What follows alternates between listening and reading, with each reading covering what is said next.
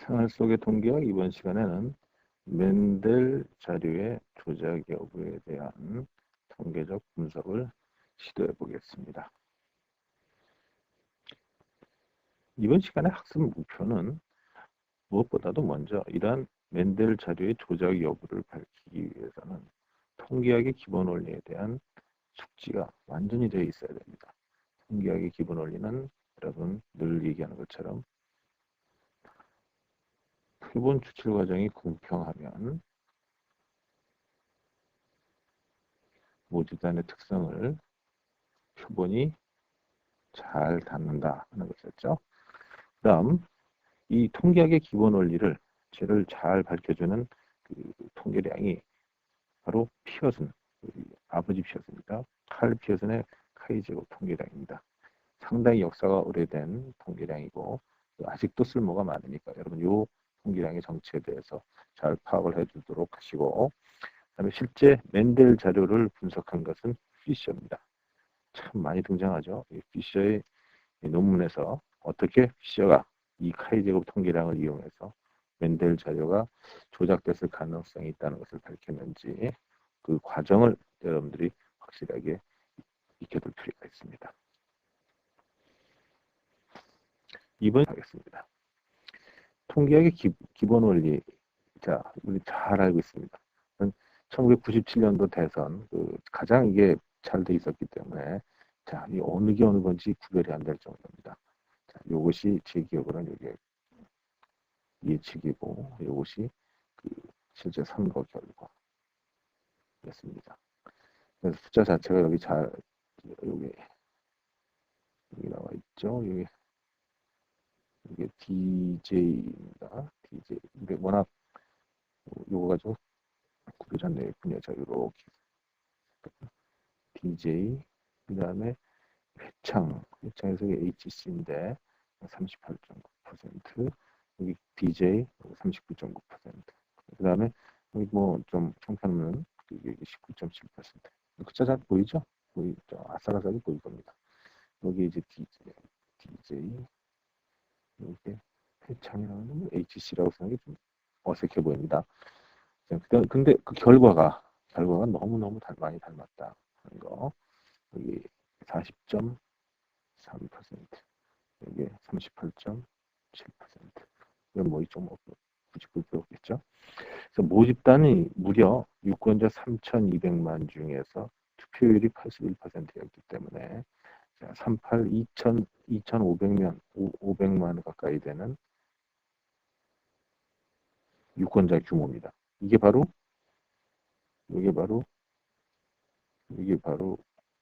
모집단이즘이죠. 이것이 표본입니다.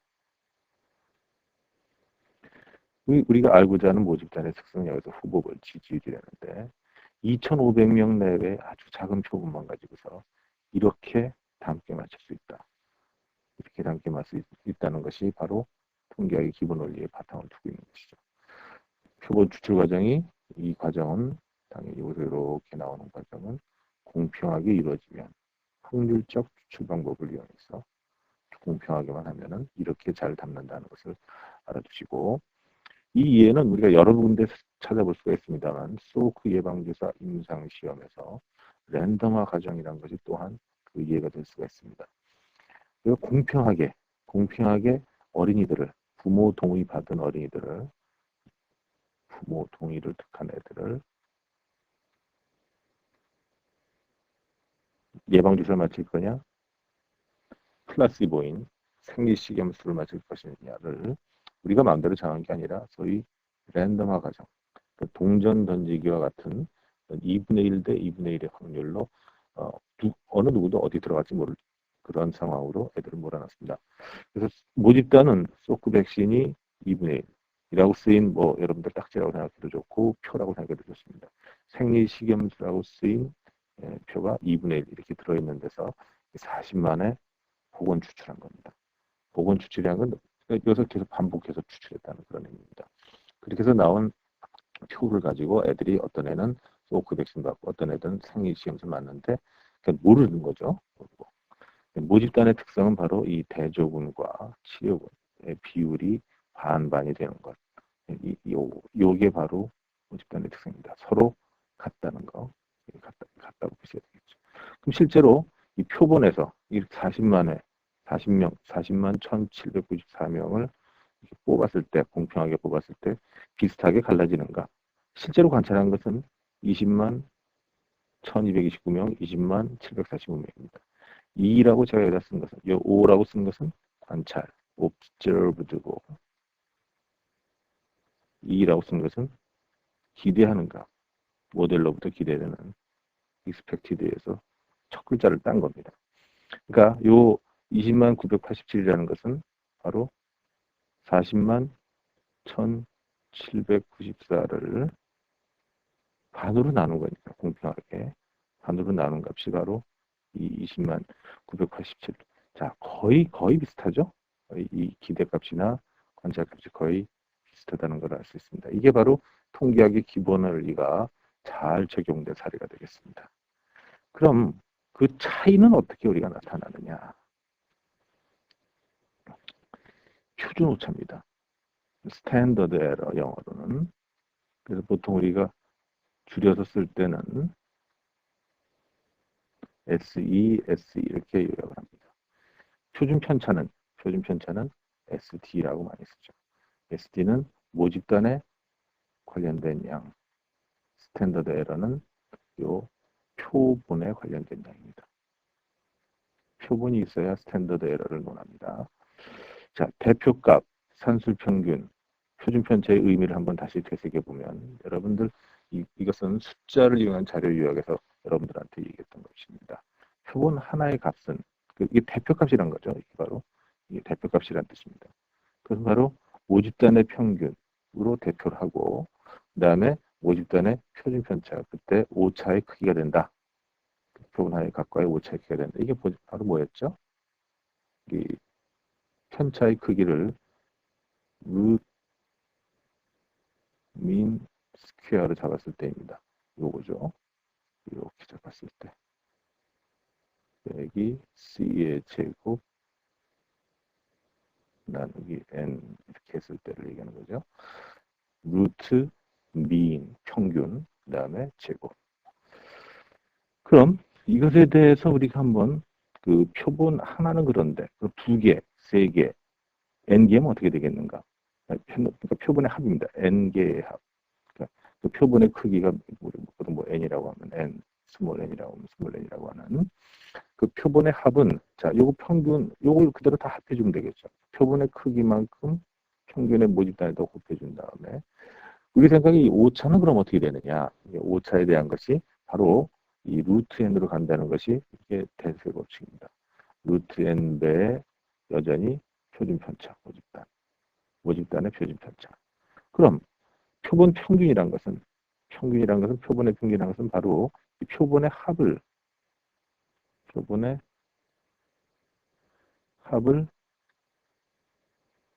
표본 크기로 나눠준 것이기 때문에 바로 여기서 전체 양변을 나누기 표본의 크기만큼 표본의 크기로 나눠준 게 되겠죠. 그 표본의 크기로 양변을 나눠주면 표본의 평균은 바로 모집단의 평균이 되고 그때 오차의 크기가 요 전체를 요 항목을 표본의 크기로 나눠주기 때문에 분모의 루트 표본의 크기가 갑니다. 요 양을 한번 잘 보세요. 이 양. 이것은 결국 루트 우리가 n분의 1이라고 쓰는 그런 양이 되겠죠. 이것은 n이 커지면 커질수록 n이 커지면 0으로 사라지는 이게 바로 대수의 법칙입니다. 그래서 자, 이 내용을 잘 보시면 자, 모집단의 특성을 표본이 잘 담는데 평균이라는 걸 논했을 때 잘 담는데 그때 오차의 크기가 바로 루트 n분의 표준 편차더라. 이것을 뭐라고 그러냐면 이것을 우리가 표준 오차라고 하는 겁니다. 평균의 표준 오차. 그럼 모집단의 평균은 그럼 여기서 지금 표본 평균은 이렇구나 하는 걸 우리가 연역적으로 이렇게 살펴봤는데 반대로 우리가 원하는 것은 뭐냐면 진짜 표본으로부터 모집단을 추론하는 거죠. 표본으로부터 모집단을 추론하는 거기 때문에 모집단의 평균을 알아내려면 그걸 추론하기 위해서는 이걸 앞뒤를 바꿔주면 되겠습니다. 그래서 모집단의 평균을 추론할 때 표본의 평균으로 추론을 하고 추측을 하고 그때 오차의 크기는 그대로 끌고 내려오면 되죠. 이거는 언제? 모집단의 표준 편차를 알 때. 모집단 표준 편차를 알 때. 그리고 이 표준 오차를 그대로 쓰고 있는데 자, 그럼 우리 통계학의 기본 원리를 이 표준 편차에다 적용을 시킨다면 어떤 얘기를 할 수 있냐면 모집단의 표준 편차하고 표본의 표준 편차가 또 닮겠죠. 자, 모집단의 표준 편차를 모르면 그래서 표본의 표준 편차가 모집단의 표준 편차를 닮으니까 모집단의 평균을 표본의 평균으로 추측을 하되 그때 오차의 크기는 바로 루트 n분의 표준 편차인데 이것은 이렇게 모자를 하나 씌웁니다. 표본의 표준 편차를 써도 무방하다.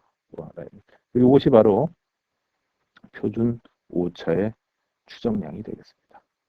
자, 표준 오차의 원전은 요겁니다. 요게. 네, 그걸 갖다가 잘 모르는 경우가 있기 때문에 표본만 가지고서 추측할 때는 표본의 표준 편차를 사용합니다. 좀 흥미있을 만한 예를 하나 들어드리겠습니다.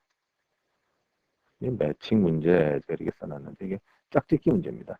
줄긋기 문제라고도 할 수 있고 제가 이제 학생들한테 50명 정도 되는 학생들한테 음악 퀴즈를 하나 했습니다.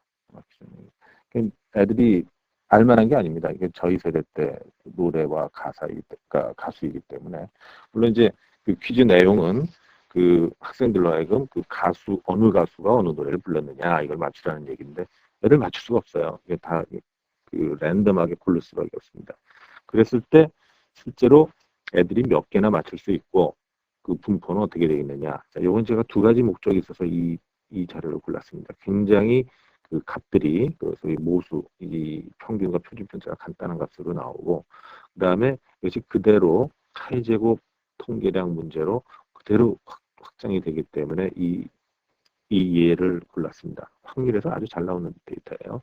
이건 참고 삼아 여러분들한테 얘기해 주면은 닐 영이 걸린더 샌 레나드 코엔이 펜시 밥 딜런이 Don't Think Twice is Alright 이글스가 데스퍼라도 이렇게 되겠습니다.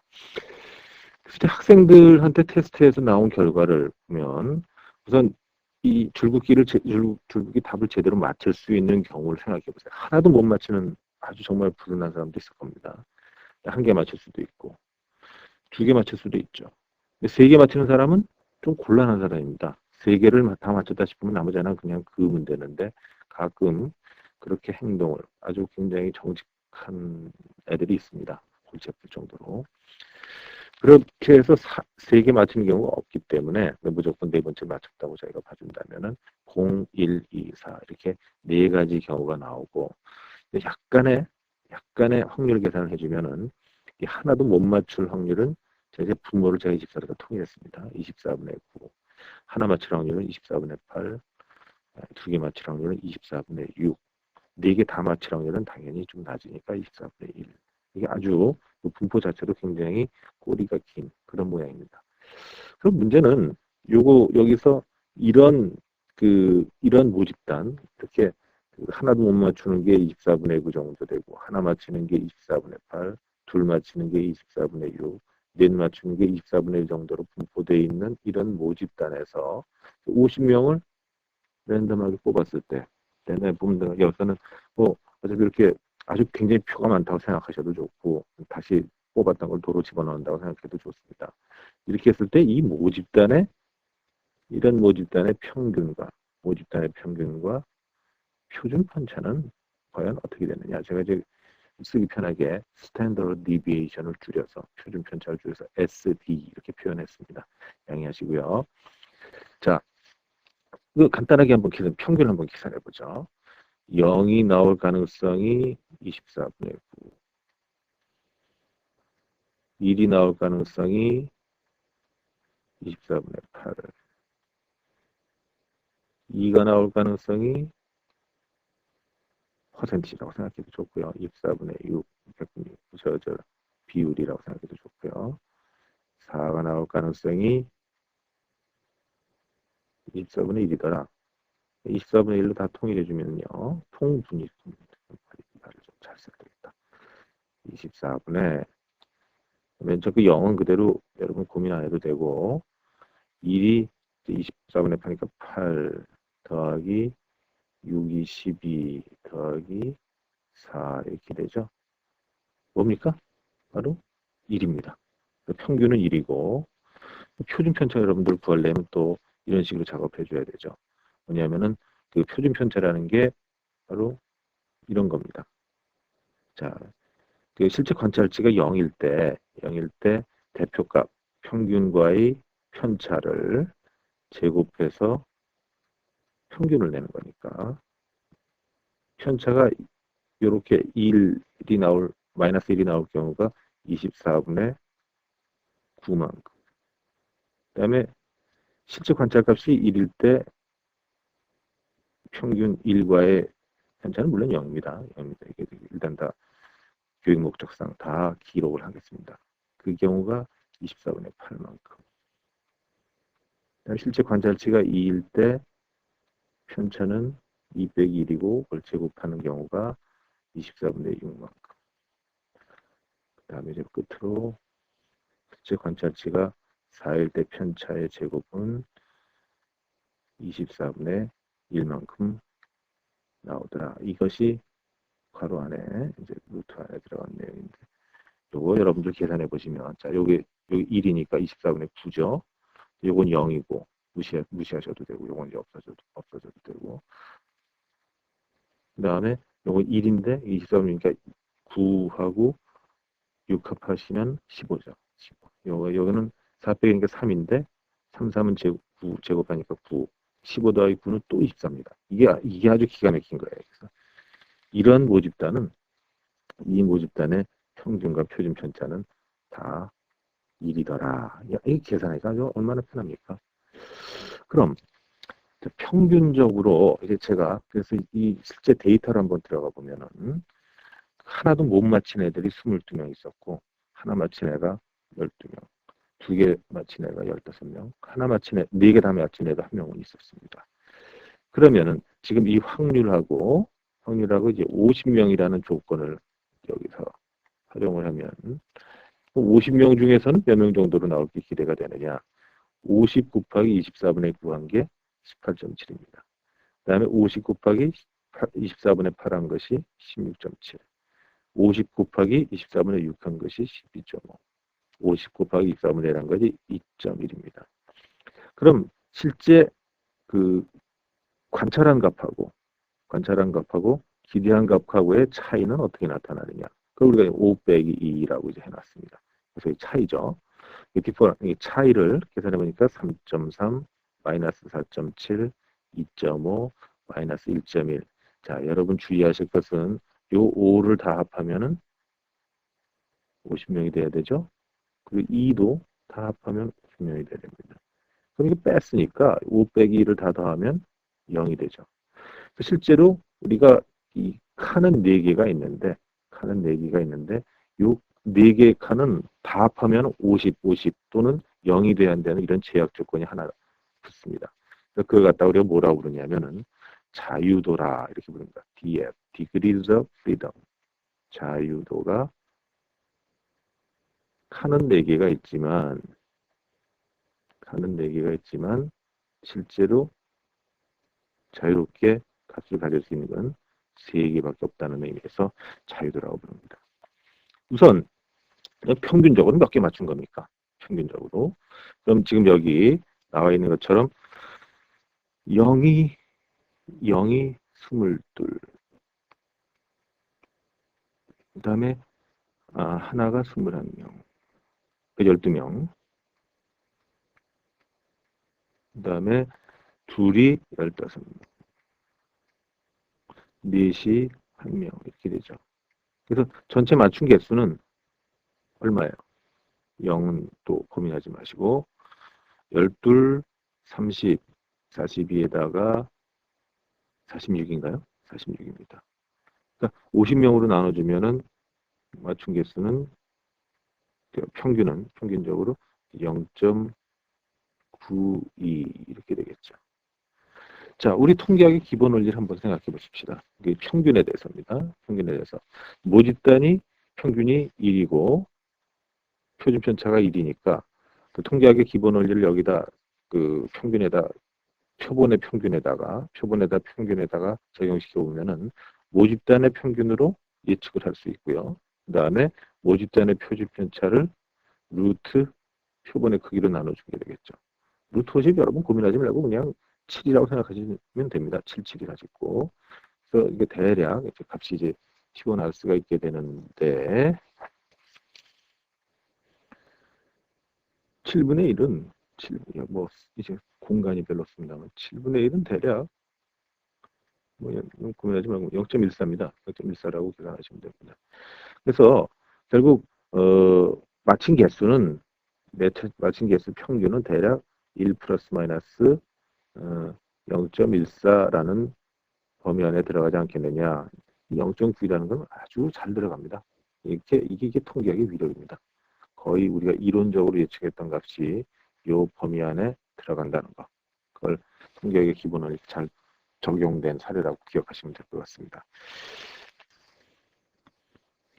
그럼 이러한 문제를 지금은 우리가 그 평균에 대해서만 이제 살펴봤습니다만 과연 그 특성 O와 O 테이블과 E 테이블을 그 종합적으로 검토할 수는 없겠는가?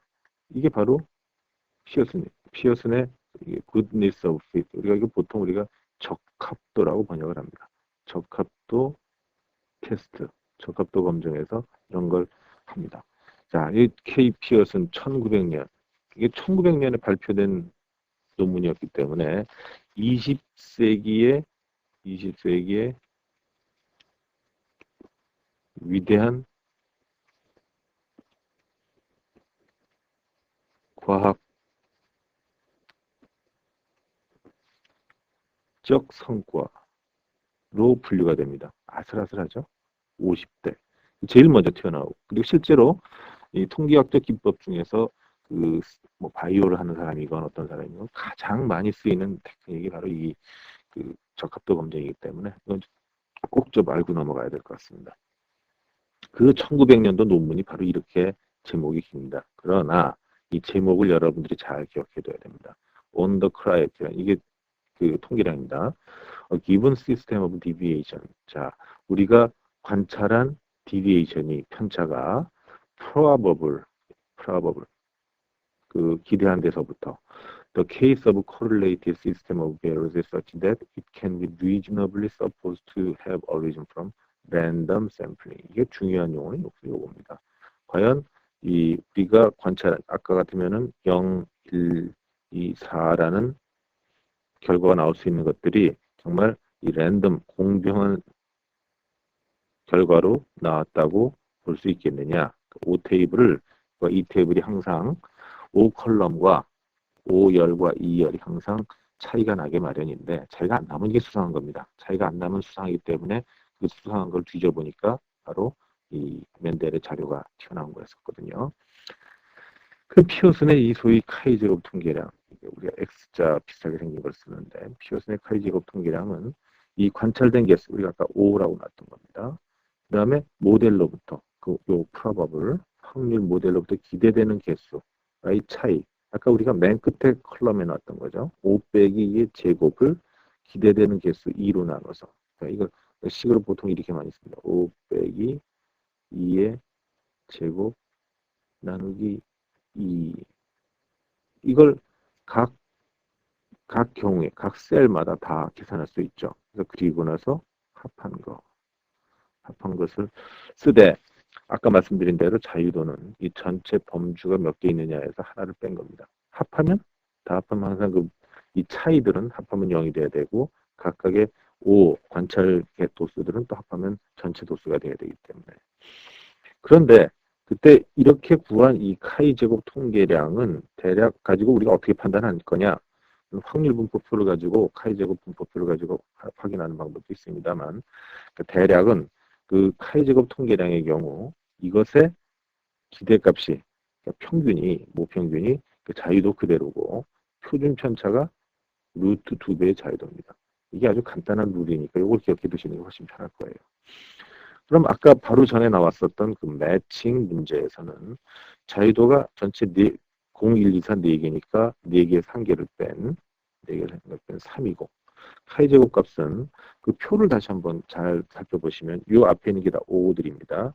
실제로 하나도 못 구한, 하나도 못 맞힌 애들이, 줄을 하나도 제대로 못 군 애들이 22명 있었고 하나 그은 애들이 12명, 또 2개를 제대로 맞힌 애들이 15명, 4개 다 맞힌 애가 1명 있었으니까. 그리고 그 옆에 우리가 5테이블을 50 곱하기 24분의 9, 50 곱하기 24분의 8, 50 곱하기 24분의 6, 50 곱하기 24분의 1로 계산한 게 바로 이 컬럼으로 나온 게 있습니다. 그 5 빼기 2를 제곱한 후에 그 다음에 이 값으로 나눠주면 계산하면 2.98이 나옵니다. 근데 아까 우리 어땠습니까? 자유도 3하고 엄청나게 잘 일치하고 있죠. 그리고 루트 2배의 자유도는 얼마냐? 루트 6이니까 이거 뭐 0.12 뭐 이 정도 됩니다. 0.12 돼요. 그러니까 그 범위에 뭐 엄연히 잘 들어가고, 즉 우리가 그 애들한테 물어봤던 결과 애들은 정말 랜덤하게 골랐다 하고 이렇게 결론을 내릴 수가 있는 겁니다. 자, 이제 맨델한테 한번 찾아가 볼까요? 자, 이게 제목, 이 제목은 피셔의 논문이다. 피셔의 컬렉티드 페이퍼에서 찾은 건데, 피셔의 자료를, 피셔의 논문을 가지고 제가 이렇게 쭉 살펴본 거니까. 우선 피셔가 착안했던 것은 맨델의 소위 그 유명한 완두콩 자료가 너무 이론에서 예측하는 값하고 실제로 관찰했다고 주장하는 값이 너무 잘 일치한다는 겁니다.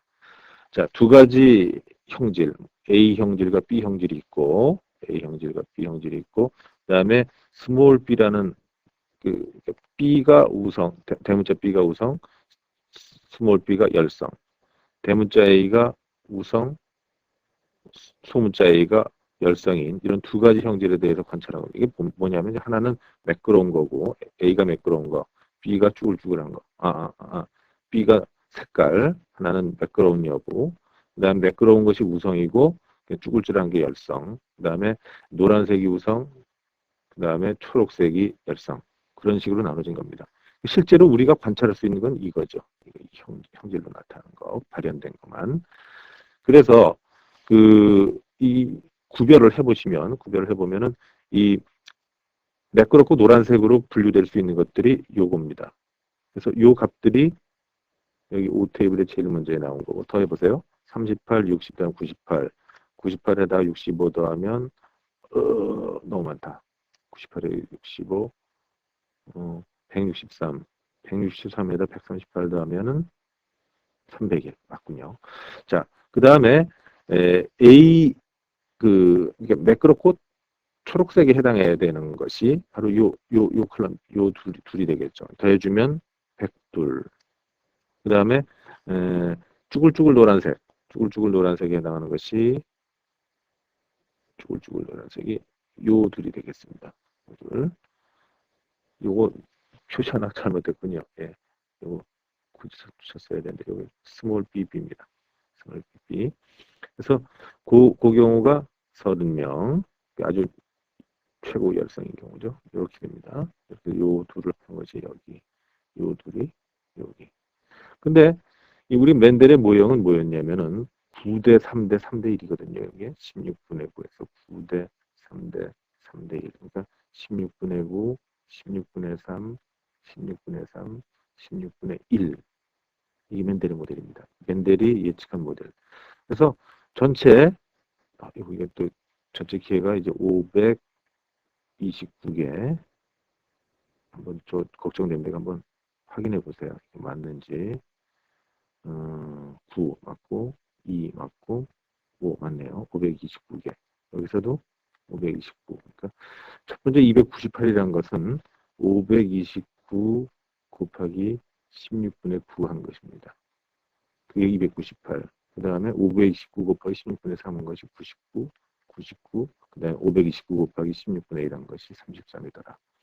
그래서 그 차이 구해보니까 이게 뭐 거의, 그러니까 물론 이건 합하면 0이 되겠습니다만, 차이가 굉장히 없습니다. 좀 수상한 거죠. 너무 잘 맞는다? 이런 얘기입니다. 자유도는 역시 4 빼기 1이니까 3이고, 카이 제곱값은, 자, 원칙대로, 공식대로, 301 빼기 298을 298로 나눠주고, 이거 물론 이게 제곱 들어가고요. 102 빼기 99를 제곱해서 또 99로 나눠주고, 96 빼기 99를 제곱해서 또 99로 나눠주고, 30 빼기 33을 제곱해서 33. 맨 끝에 컬럼이죠. 그리고 이걸 해보니까 0.45. 아까 우리가 그 어느 정도 작아야 되는지는 이미 한번 봤습니다. 3 플러스 마이너스 1.1인데 1.1이 뭐 6분의 1, 뭐 1. 뭐좀 적어도 1.6분의 1이 얼마더라? 6분의 1 여러분 한번 3분의 1에 여러분 0.333 그러니까 0.16? 16 이렇게 되겠죠. 16, 17? 그러니까 0.17 정도다. 이렇게 1.17 정도 들어가는데 이 범위를 심지어 벗어나고 있어요. 이 범위를. 그래서 피셔가 의혹의 눈길을 던지기 시작한 겁니다. 그래서 다른 자료까지 다 뒤져보는 거죠. 자료 다 내놔봐라. 여러분들 뭐하고 좀 비슷하다 싶을 거예요. 멘델 자료를 한번 다 검토를 해봤습니다. 그 실험 종류가 여러 가지가 나와 있었는데 3대1 비율, 2대1 비율, 그다음에 뭐 바이팩토리얼, 뭐 저희 뭐가 뭔지 모릅니다. 그다음에 디브레이션, 트라이팩토리얼. 각 경우마다 그 실험에 이제 자유도가 붙어 있고 거기서 관찰한 카이 제곱값이 와 있습니다. 그 간단하게 이 룰을 계속 적용시켜 보세요. 자유도 플러스 마이너스 루트 2배의 자유도 이 범위 안에 들어가는지. 자, 예를 들어서 자유도가 7인 경우 같으면은 7 플러스 마이너스 루트 14가 될 겁니다. 대략 루트 14 뭐 16하고 이제 비슷할 테니까 플러스 마이너스 4 정도 돼야 되는데 역시 작습니다. 그 다음에 2대1 비율은 8이라고 했으니까 이건 더 계산하기 쉽죠. 8 플러스 마이너스 그대로 4입니다. 근데 4인데 이거는 요건 그래도 범위 안에 들어가고 있고 바이팩토리라는 실험은 8이니까 또 같은 범위여야 되는데 이것도 또 굉장히 작습니다. 이거 15인 경우는 그럼 어떻게 돼야 되나? 15 플러스 마이너스 루트 30인데 루트 30은 대략 우리가 그냥 5점 얼마라고 생각하세요. 6보다 5.5 정도 이렇게 될 거라고 생각하면 15 플러스는 5.5 이렇게 되는데 이거 뭐 너무 작은 거 아닙니까? 그 다음 트라이팩토리얼은 26으로 되어 있으니까 26 플러스 마이너스 루트 50이 대략 7 정도. 자, 26 빼기 7하면 19여야 되는데 이것도 또 무지하게 작습니다. 그래서 이 카이 제곱 통계량의 큰 특징 중에 하나는 이 값들을 서로 독립적으로 관찰된 것들은 다 합할 수가 있습니다. 카이 제곱 값도 같이 합쳐집니다. 합하니까 자유도가 64에 29.1186인데 그타 작은 실험들 몇 개를 20개 정도를 또 계산해 보니까 이게 또 12.4870의 카이 제곱값을 갖는 됩니다. 그래서 전체적으로 합치니까 자유도 84, 그 다음에 요거 두 개 합하니까 41.6056. 그럼 84에 대해서 자 요거 보면은 84의 두 배는 이게 얼마입니까? 168이죠. 그러니까 루트 168은 대략 루트 169와 비슷하니까 13 정도로 보면 될 거예요. 84 플러스 마이너스 13에 들어야 되는데 이 41.056이라는 것은 이건 도저히 납득이 가지 않을 정도로 too small 차이가 나야 되는데 차이가 너무 안 난 겁니다.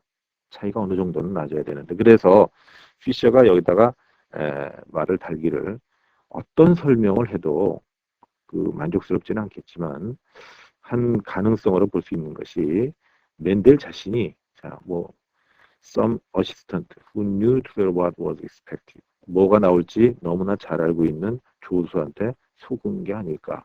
이것도 뭐 흐름이 어떻게 비슷합니다. 뭐 논문 조작 사건에서 뭐 속았다 하는 얘기들이 굉장히 많이 나왔던 것 같은데 그런 이 가능성은 이런 이 독립적인 증거에 따라서 전체적으로 다는 아니지만 왜냐면 아까 이런 자료가 있기 때문에 대부분의 실험들이 너무나 agree closely with Mendel's expectation. 맨델이 기대했던 것 너무 잘 들어맞는 것으로 봤을 때 조작이 된 게 아니겠는가 하고 의견을 제시하고 있습니다. 자, 이렇게 해서 우리가 상당히 많은 부분, 특히 이 자료 분석에서도 유의성 검증 중에 핵심이라고 할 수 있는 카이제곱 검증을 우리가 한번 살펴봤습니다. 카이제곱 검증을 살펴봤고, 우리가 이제 다음에 남은 것들은 비슷비슷한 리그레션이라든가 회귀 분석, 그 다음에 그럼 이 도대체 우리가 자료 분석을 하고 있는 데서 나타나는 이 가능성이라는 것, 가능성, 찬스라는 것은 도대체 뭐냐, 그런 것을 로또와 연결시켜서 한번 공부하도록 하고, 그 다음에 끝으로는 이 가장 유명한 T-테스트라는 게 어떻게 생긴 건지 그걸 한번 살펴보는 걸로 해서 이 생활 속의 통계학을 거의 마치게 될 것 같습니다. 수고하셨습니다.